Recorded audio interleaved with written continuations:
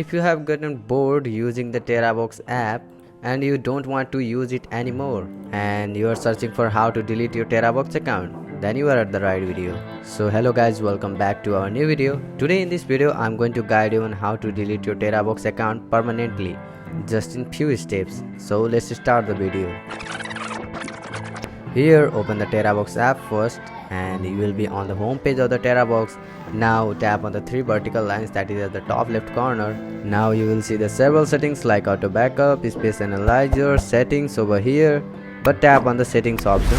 And again you will see the several settings over here. Just tap on the security option and scroll down a little until you see the delete account option.